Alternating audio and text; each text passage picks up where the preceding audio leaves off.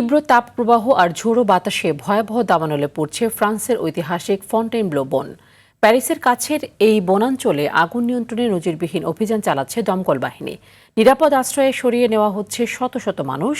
আরও জানাচ্ছেন Imtiaz Ahmed. UV protection যুক্ত Tibet luxury talcum powder, the next generation fragrance.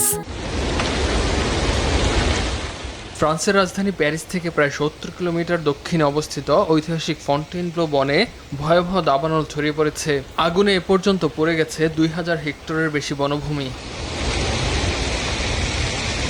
প্রচণ্ড তাপপ্রবাহ ও ঝড়ো বাতাসের কারণে দ্রুত বিস্তার লাভ করছে আগুন।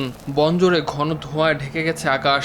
নতুন করে ফন্টেনব্লো শহরের কাছেও আগুনের নতুন কেন্দ্র শনাক্ত হওয়ায় স্থানীয়দের মধ্যে উদ্বেগ বেড়েছে। ফন্টেনব্লো বনের মাটির সবচেয়ে বড় বৈশিষ্ট্য, এটি মূলত বালুময়। এই বালুতে পানি জমে থাকে না, খুব দ্রুত নিচে নেমে যায়। তার উপর কয়েক সপ্তাহ ধরে সেখানে কোনো বৃষ্টিপাত হয়নি। শত শত বছর ধরে এই বালুর সঙ্গে গাছপালা, উদ্ভিদের শুকনো জৈব পদার্থ মিশে আছে, যা এখন অত্যন্ত শুষ্ক। ফলে খুব সহজে আগুন ধরে যায়। আগুন শুধু উপরের অংশেই সীমাবদ্ধ থাকে না, মাটির নিচেও জ্বলতে থাকে। এমনকি পাথরের নিচ দিয়ে ছড়িয়ে গিয়ে প্রায় 50 মিটার দূরে আবারও নতুন করে আগুনের সৃষ্টি করতে পারে।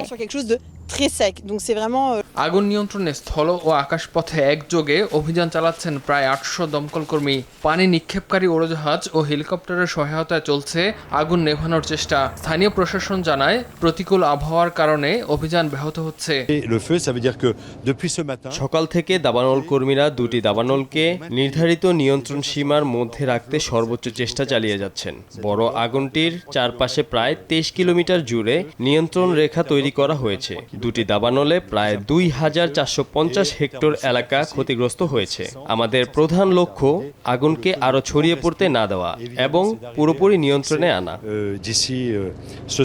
দাবানল আবাসিক এলাকার কাছাকাছি পৌঁছে যাওয়ায় কয়েকটি এলাকা থেকে শত শত মানুষকে নিরাপদ স্থানে সরিয়ে নেওয়া হয়েছে। আশ্রয় কেন্দ্রে রাখা হয়েছে ক্ষতিগ্রস্ত পরিবারগুলোকে। যদিও অনেক এলাকায় এখনো আনুষ্ঠানিকভাবে সরিয়ে নেওয়ার নির্দেশ দেওয়া হয়নি, তবুও যে কোনো সময় এলাকা ছাড়ার প্রস্তুতি নিচ্ছেন বাসিন্দারা। এদিকে দাবানলের ঘটনায় অগ্নিসংযোগের সন্দেহে দেশজুড়ে ৫৯ জনকে আটক করেছে ফরাসি পুলিশ। এর মধ্যে ফন্টেনব্লো বনের আগুনের সঙ্গে জড়িত সন্দেহে ২ জনকে জিজ্ঞাসাবাদ করা হচ্ছে।